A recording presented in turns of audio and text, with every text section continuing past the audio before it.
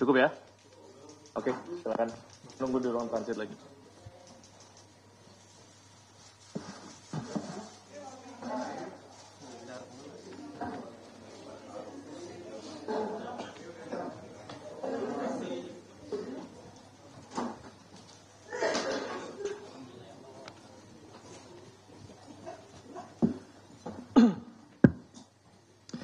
Baik, bismillahirrahmanirrahim.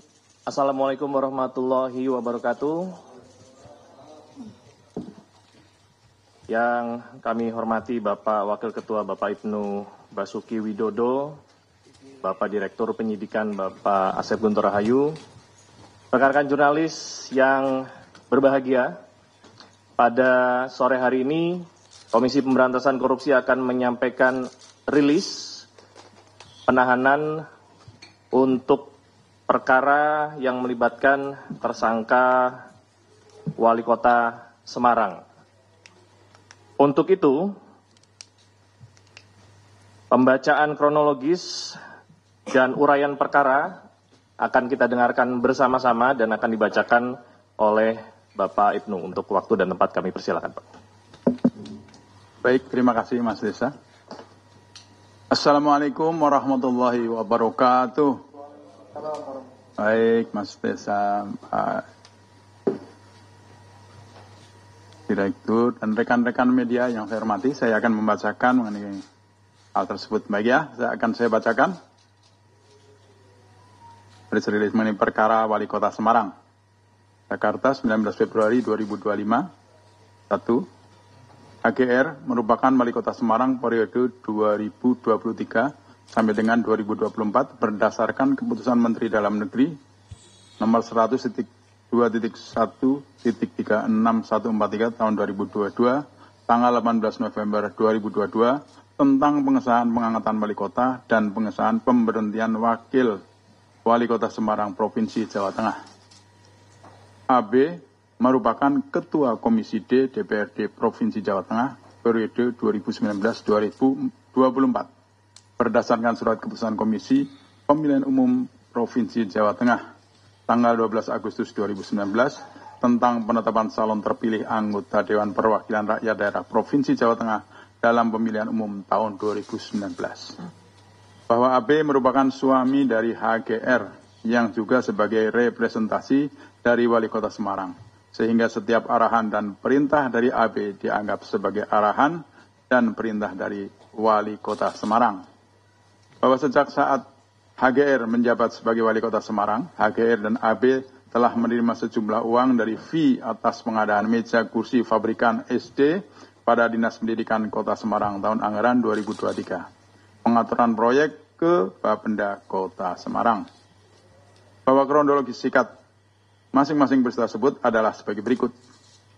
1. Pengadaan meja kursi fabrikasi SD pada Dinas Pendidikan Kota Semarang tahun anggaran 2023. Bahwa pada sekitar akhir November 2022, setelah pelantikan HGR sebagai Wali Kota Semarang, HGR dan AB mengumpulkan sekda seluruh Kepala Dinas Kota Semarang, Asisten 1, Asisten 2, Asisten 3, Kepala BPKAD, Kepala Bapenda,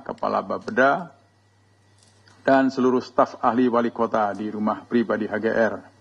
Saat itu HGR menyampaikan bahwa Kepala OPD harus mengikuti dan mendukung perintah dari HGR dan AB. Bahwa pada tanggal 17 Desember 2022, AB memperkenalkan MA, Sekretaris Distrik kepada RUD, Direktur PT Dekasari Dasa, dan memerintahkan MF untuk menunjuk PT tersebut menjadi penyedia pengadaan meja kursi yang akan dianggarkan dalam APBD P tahun anggaran 2023. Bahwa pada bulan Juni 2023 HGR memerintahkan masing-masing OPD untuk menyisihkan 10% anggaran untuk digunakan di APBDP, dan HGR meminta Dinas Pendidikan untuk mengurangi beberapa pekerjaan fisik. Bahwa bagian perencanaan Dinas Pendidikan tidak pernah mengajukan usulan ataupun menyusun perencanaan atas pelaksanaan pengadaan meja kursi pabrikan SD dalam pembahasan usulan APBDP, terutama karena sebelumnya sudah pernah dilaksanakan pengadaan meja kursi kayu pada APBD. Bahwa pada bulan Juli 2023, AB memerintahkan BB untuk memasukkan usulan anggaran pengadaan senilai 20 miliar ke APBD dan menunjuk RUD PT Deka Sari Perkasa sebagai pemenang pengadaan meja kursi pabrikan SD. Selain itu, AB memerintahkan KA untuk mengurus teknis terkait penunjukan PT tersebut atas perintah tersebut. Kemudian KPD selanjutnya memerintahkan MF untuk menunjuk PT Deka Sari Perkasa. Bahwa permintaan AB kepada BP tersebut juga telah dilaporkan oleh BP kepada HGR dan HGR menyuruh BP untuk membahasnya di TAPD. Atas perintah AB tersebut, selanjutnya MA memproses penyusunan anggaran pengadaan meja kursi sebesar 20 M dalam APBDP tahun anggaran 2023 dan MF melakukan pengaturan untuk memenangkan PT Deka Sari Perkasa dengan cara menyusun spek sesuai dengan spek milik PT Deka Sari Perkasa. Bahwa perbuatan tersebut melanggar Perpres nomor 16 tahun 2018 tentang pengadaan barang dan jasa. Bahwa pada bulan Oktober 2023, HGR bersama DPRD Kota Semarang mengesahkan Peraturan Daerah nomor 6 tahun 2023 dan Peraturan Wali Kota nomor 24 tahun 2023 tentang APBDP tahun anggaran 2023, pemerintah Kota Semarang, di mana dalam Perda sudah masuk anggaran pengadaan meja kursi untuk SD senilai 19,2 M di Dinas Pendidikan, yang mana pada awalnya APBD murni 2023 anggaran tersebut hanya senilai 900 juta. Bahwa pada tanggal 1 November 2023, MF selaku PPTK menunjuk PT Deka Sari Perkasa menjadi penyedia pengadaan meja kursi fabrikasi SD dengan surat pesanan meja nomor B3982 027 11 2023 senilai 10 miliar 769 juta 106 ribu dan pesanan kursi nomor B3983 027 11 2023 senilai 7 miliar 656 juta 240 ribu sesuai dengan perintah AB sebelumnya. Bahwa atas keterlibatan dari AB membantu RUD mendapatkan proyek tersebut, RUD telah menyiapkan uang sebesar 1 miliar 750 juta rupiah atau sebesar 10% dari untuk AB. Bahwa atas perbuatan HGR bersama-sama dengan AB dalam melakukan intervensi terhadap proses pengadaan meja dan kursi fabrikasi SD pada Dinas Pendidikan Kota Semarang yang berakibat dengan ditunjuknya PT Deka Sari Perkasa sebagai penyedia berkaitan dengan jabatannya selaku Wali Kota Semarang sehingga bertentangan dengan tugas dan kewajibannya sebagaimana diatur dalam pasal 65, 67 Undang-Undang Nomor 23 Tahun 2014 tentang pemerintah daerah sebagaimana telah diubah 2 kali dan terakhir dengan Undang-Undang Nomor 9 Tahun 2015. 2. Pengaturan pada proyek penunjukan langsung pada tingkat kecamatan tahun anggaran 2023. Bahwa pada sekitar akhir November 2022, AB memanggil EY dan SO selaku Camat Genuk untuk menghadap ke ruangannya di kantor DPRD Provinsi Jawa Tengah. Pada pertemuan tersebut, AB meminta kepada EY untuk memberikan proyek PL pada tingkat kecamatan Kota Semarang senilai 20 miliar yang dalam pelaksananya akan dikoordinir oleh M. Dan atas hal tersebut, AB meminta komitmen fee kepada M sebesar 2 miliar. Bahwa pada bulan Desember tahun 2022, EY menyampaikan permintaan dari AB kepada seluruh camat di Kota Semarang dan atas permintaan dari AB tersebut, seluruh camat di Kota Semarang menyanggupi permintaan pemberian komitmen fee untuk PL pada tingkat kecamatan. Bahwa pada sekitar bulan Desember 2022, M menyerahkan uang senilai 2 miliar kepada AB sebagai komitmen fee proyek PL kecamatan. Bahwa M selanjutnya memerintahkan SU selaku Sekretaris Kapensi Kota Semarang dan SI selaku Wakil Sekretaris Kapensi Kota Semarang untuk menunjuk koordinator lapangan yang akan berkomunikasi dengan para camat terkait pelaksanaan proyek PL dari setiap kecamatan tersebut.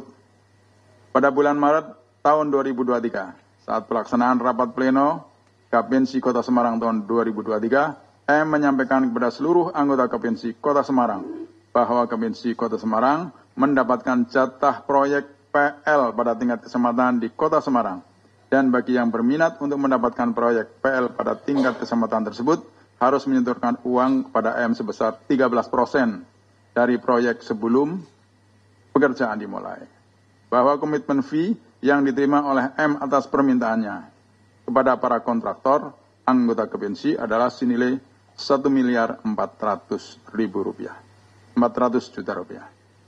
Bahwa komitmen fee yang diterima oleh M digunakan sesuai perintah AB, yang diantaranya adalah pengadaan mobil hias dalam festival bunga yang diadakan pemerintahan Kota Semarang.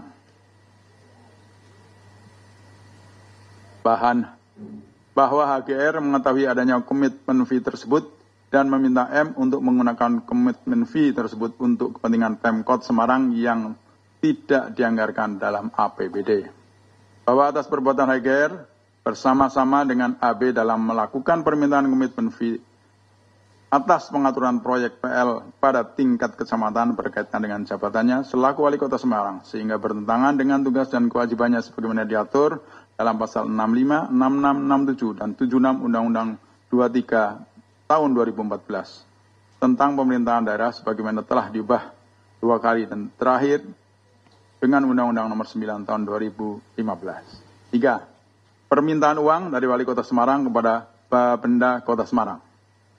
Bahwa pada pertengahan bulan Desember 2022, HGR menolak menandatangani draft keputusan Wali Kota Semarang tentang alokasi besaran insentif pemungutan pajak dan atau tambahan penghasilan pegawai aparatur sipil negara pemerintah Kota Semarang yang diajukan oleh IIN pada sekitar bulan Desember tahun 2022. Bahwa HGR memerintahkan IIN untuk melakukan kajian kembali atas jumlah TPP yang akan diterima oleh masing-masing penerima, dikarenakan HGR menilai jumlah yang diterimanya tidak jauh berbeda dibandingkan dengan jumlah yang diterima oleh pegawai pada Bapenda Kota Semarang, dan juga lebih kecil dibandingkan jumlah yang diterima oleh IA selaku Sekretaris Daerah Pemerintah Kota Semarang. Bahwa atas dasar tersebut, IIN berkonsultasi dengan SI selaku Kepala Bagian Hukum Pemerintahan Kota Semarang, disingkat Kabag Hukum Pemkot Semarang, dan ESR selaku Kasubag Perencanaan Produk Hukum Penetapan Bagian Hukum Sedda Kota Semarang.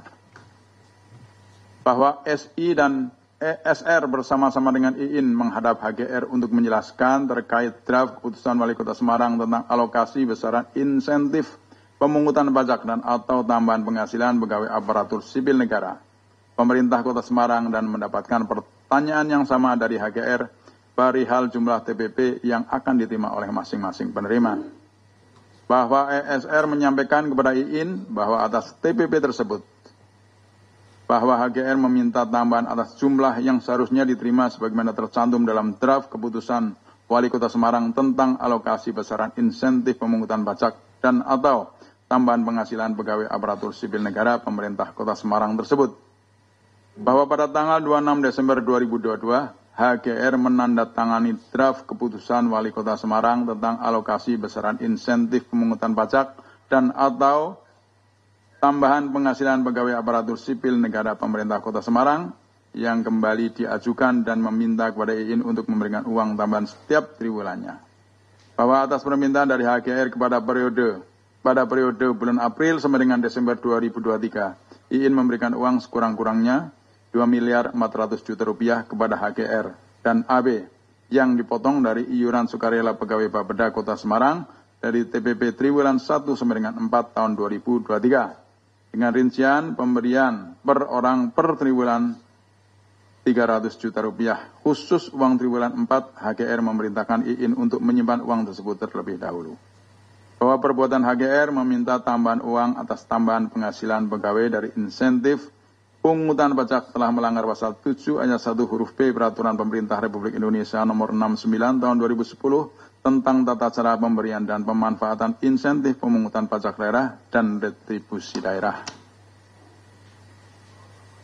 Bahwa penerimaan pembayaran atas permintaan dari HGR kepada IIN adalah pembayaran di luar penerimaan yang sah sebagaimana diatur dalam pasal 4 ayat 1 huruf C, pasal 4 ayat 2, pasal 7 dan pasal 8 ayat 1.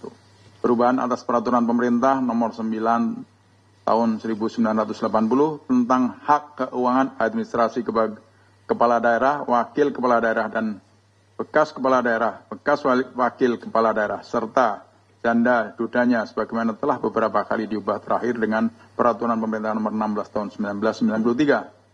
Atas penjelasan tersebut di atas, KPK telah menetapkan saudara HGR dan saudara AP sebagai tersangka dugaan tidak pidana korupsi, menerima hadiah atau janji terkait dengan pengadaan barang dan jasa di lingkungan pemerintah Kota Semarang tahun 2023 sampai dengan tahun 2024. Dan meminta menerima memotong pembayaran kepada pegawai negeri atau penyelenggara negara yang lain atau kepada kas umum seolah-olah pegawai negeri atau penyelenggara negara yang lain atau kas umum tersebut mempunyai utang kepadanya terkait dengan insentif pemungutan pajak dan retribusi daerah Kota Semarang tahun 2023 sampai dengan tahun 2024 dan menerima gratifikasi sebagaimana dimaksud dalam pasal 12 huruf A, pasal 12 huruf B, pasal 12 huruf F, pasal 12 huruf B besar, Undang-Undang nomor 31 tahun 1999 tentang pemberantasan tindak pidana korupsi, sebagaimana telah diubah dengan Undang-Undang nomor 20 tahun 2001 tentang perubahan atas Undang-Undang nomor 31 tahun 1999 tentang pemberantasan tindak pidana korupsi, Yungto, pasal 55 ayat 1 ke 1 Kitab Undang-Undang Hukum Pidana, bahwa terhadap saudara HGR dan saudara AP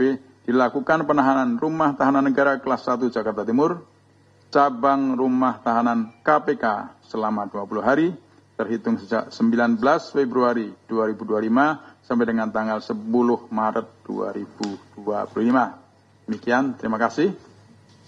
Baik, terima kasih Pak Ibnu. Ya. Rekan-rekan sekalian, kami buka sesi pertanyaan khusus untuk perkara yang baru saja dibacakan penjelasannya oleh Bapak Ibnu. Silakan, bila ada yang ingin bertanya.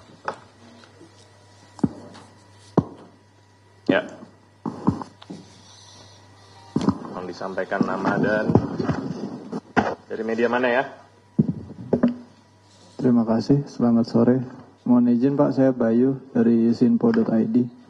Mau tanya kemarin ketika beberapa hari sebelum yang ini, kan ada Bu Ita sendiri kan sempat dikabarkan itu sakit.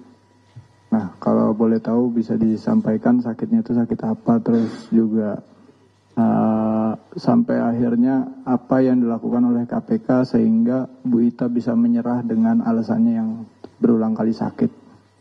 Terus ya, yang terakhir apakah di sini ada upaya yang didapat dari Bu Ita itu dikumpulkan untuk keperluan dia terkait pencalonan ataupun terkait pemilu, terlebih Pilpres di 2024 kemarin, Pak. Terima kasih, itu aja.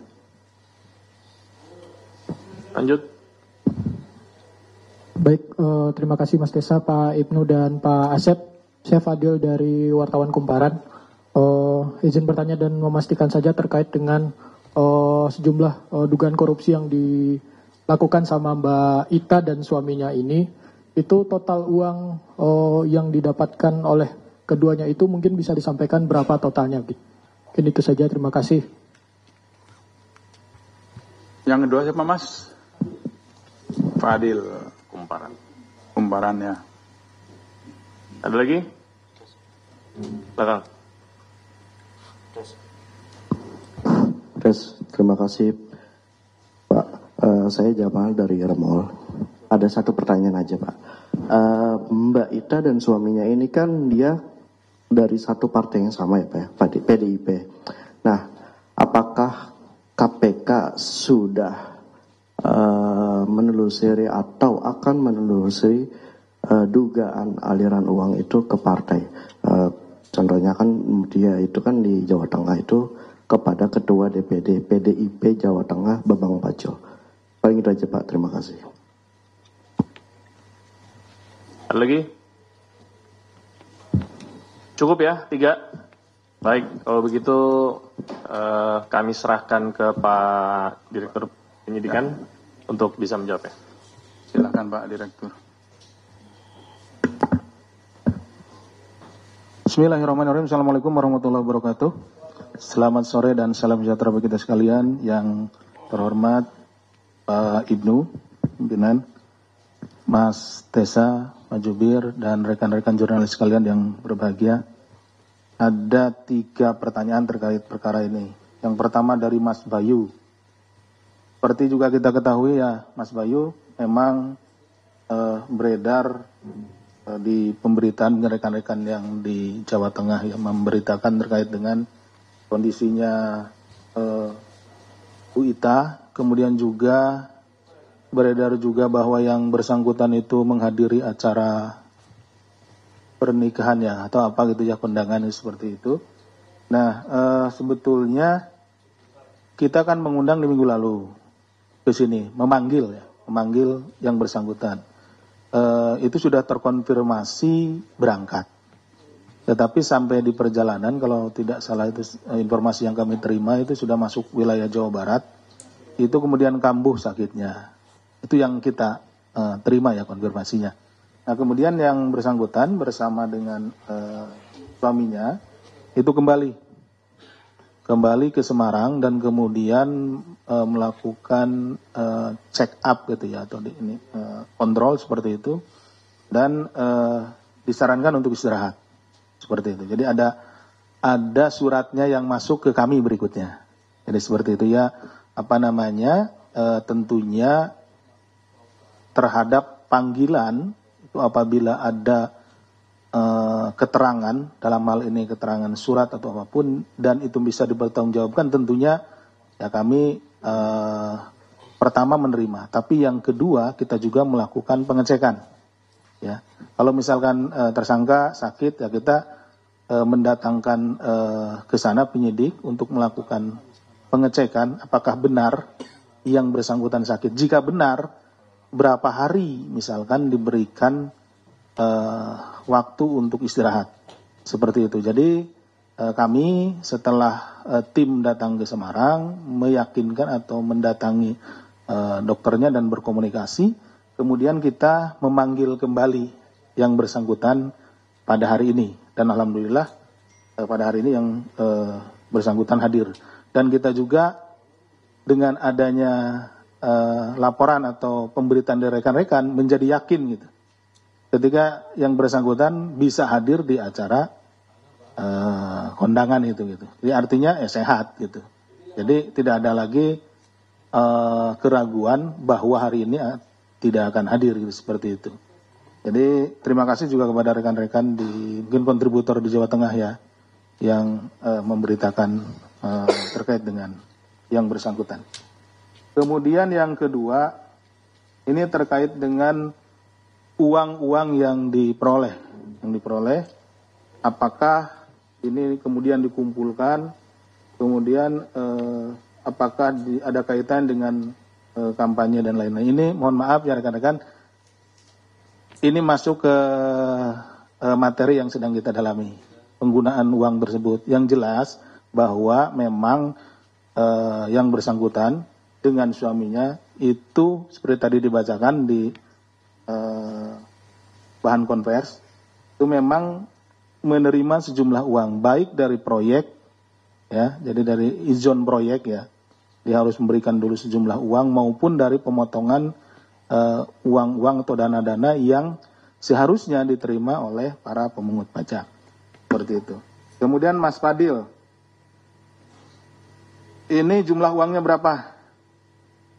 Saya ini takut salah ya Mas Fadil, nanti saya jumlah pasnya saya kabari ke Mas Fadil. Tapi tadi secara parsial di masing-masing masing-masing kan ada tiga hal nih, 3 perkara, 3 kegiatan.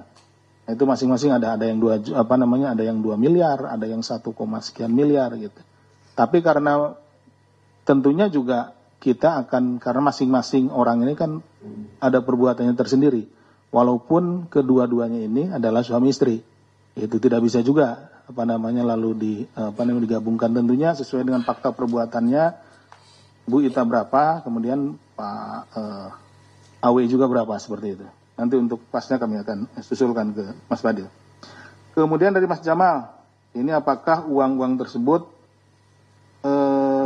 ada mengalir ke partai? Sejauh ini yang kami peroleh, kita memang dengan, sering saya sampaikan, dengan metode follow the money, kita akan mencari kemana uang itu mengalir.